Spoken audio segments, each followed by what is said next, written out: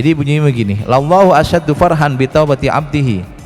Allah itu lebih gembira terhadap taubatnya hamba daripada orang yang melakukan perjalanan jauh, semua hartanya dibawa, duitnya dibawa, SIM, STNK, surat tanah, akte kakak dan seterusnya dibawa, kartu kredit dibawa. Dia pergi ke tempat yang jauh, nggak punya saudara, di tengah jalan hartanya hilang. Ketika hilang dia cari-cari. Ini kalau dalam konteks hadisnya, semua barangnya ada di onta. Lalu pas suatu saat, entah dia sedang istirahat atau entah dia sedang menunaikan hajat, ontaknya pergi. Nah, di tempat yang dia tidak tahu, di tempat yang dia tidak punya teman, punya saudara, hartanya hilang di bawah onta. Dicarilah onta itu sampai keletihan, dia bersandar di batu lalu tertidur.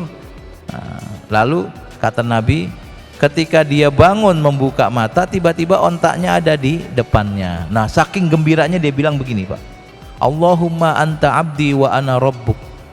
Ya Allah, aku adalah Tuhanmu dan engkau adalah hambaku. Saking gembiranya salah ngomong.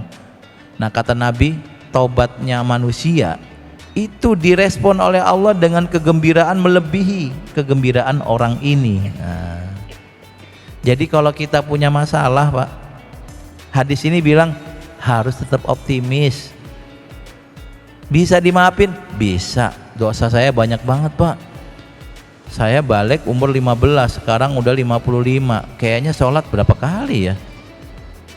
Jarang banget. Gimana? Tobat, bisa diterima. Bayangkan kalau tanpa ada hadis-hadis seperti ini, kita akan terbebani hidupnya. Ya Allah, saya punya dosa. Ya Allah, saya punya, kayak gitu. Tetapi kemudian hadis ini bilang, ada orang yang punya hajat, Allah Maha Kuasa untuk mewujudkan. Ada orang yang punya dosa, Allah sangat gembira kalau orang itu mau bertobat. Nah, saya kira semua yang hadir di sini pasti punya dosa. Nah, ketika membaca hadis ini, oh ternyata kalau saya berdosa dan saya bertobat, Allah dengan gembira menerima tobat kita. Beda dengan manusia. Kalau manusia, kita punya salah pada orang, lalu kita datang ke rumahnya bilang, saya minta maaf, kemarin saya begini. Orangnya mungkin bilang, iya saya maafkan, tetapi hatinya masih gerundel. Kalau Allah nggak punya gerundel seperti ini. Maka optimisme yang ada dalam hadis ini, pertama, kalau kita punya hajat, punya keinginan, Allah Maha Kuasa. Yang kedua, kalau punya dosa, Allah bisa ampuni sebesar apapun dosanya. Bahkan Allah gembira menerima taubat hamba, melebihi kegembiraan orang yang tadi diceritakan oleh Nabi, kehilangan hartanya lalu tiba-tiba hartanya kembali. Wa man taqarraba ilayya shibron, siapapun mendekat kepadaku satu jengkal, taqarrabtu ilaihi dzira'an, aku mendekat kepadanya satu hasta.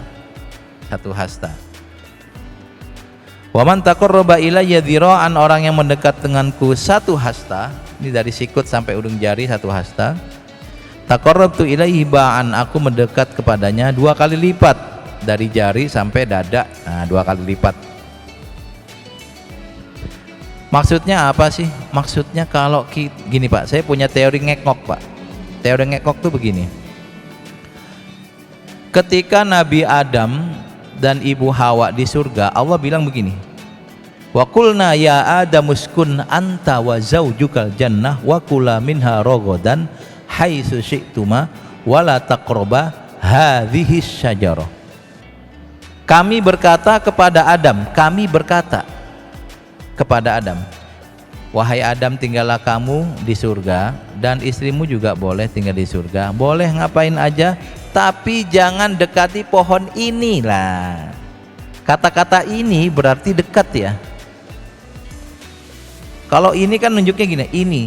Kalau yang jauh sana itu. Allah bilang ini, berarti Allah dan Adam berdekatan. Singkat kata, Nabi Adam ditipu oleh iblis. Fawaswasallahumas syaiton fa'azallahumas syaiton fadallahuma bigurur wa qasamahuma inni lakuma laminan nasihin.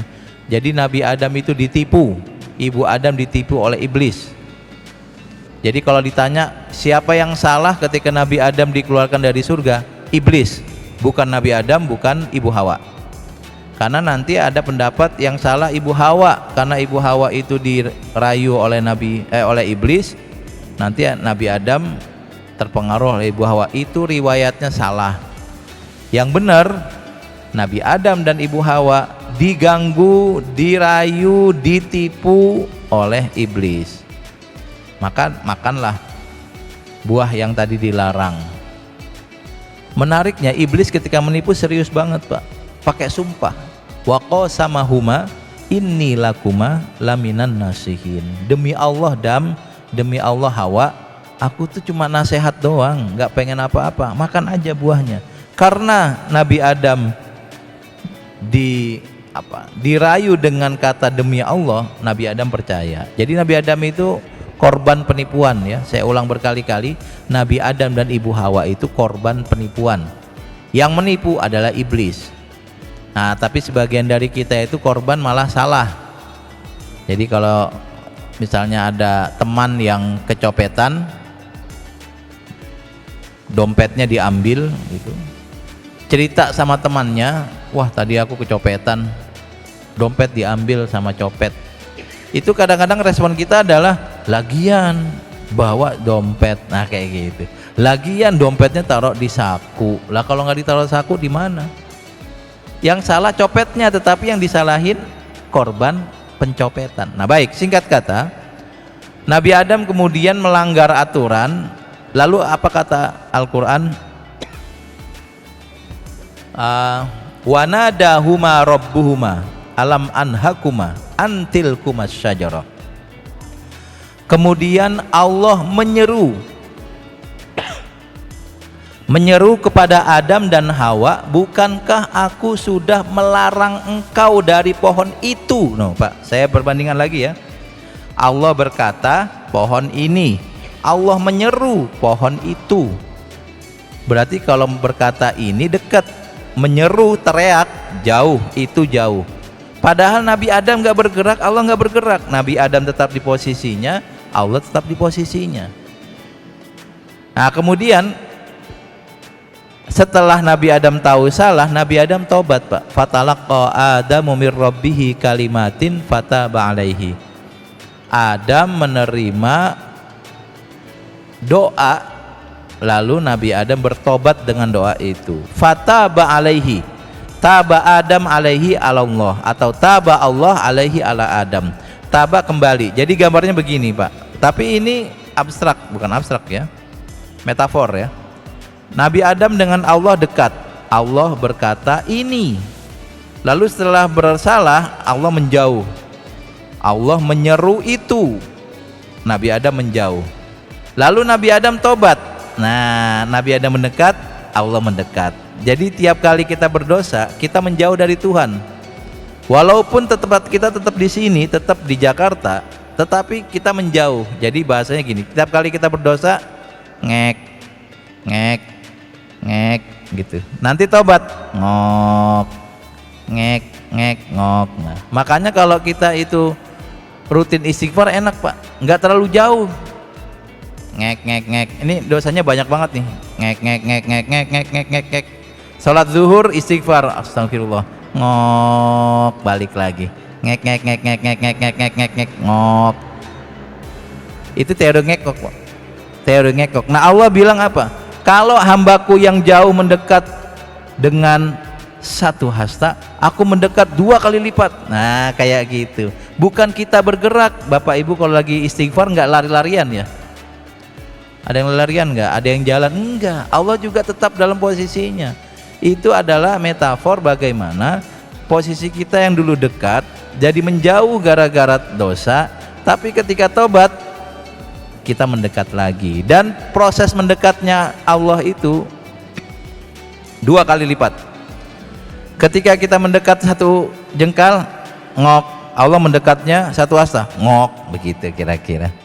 Ketika kita mendekatnya 1 hasta, Allah mendekatnya satu ba. Nah, 2 kali hasta. Kemudian wa idza aqbala ilayya yamshi, kalau dia menghampiriku dengan berjalan, aku menghampirinya dengan berlari atau berjalan cepat, lari-lari kecil. Jadi respon Allah lebih baik, lebih cepat, lebih lebih indah daripada kita.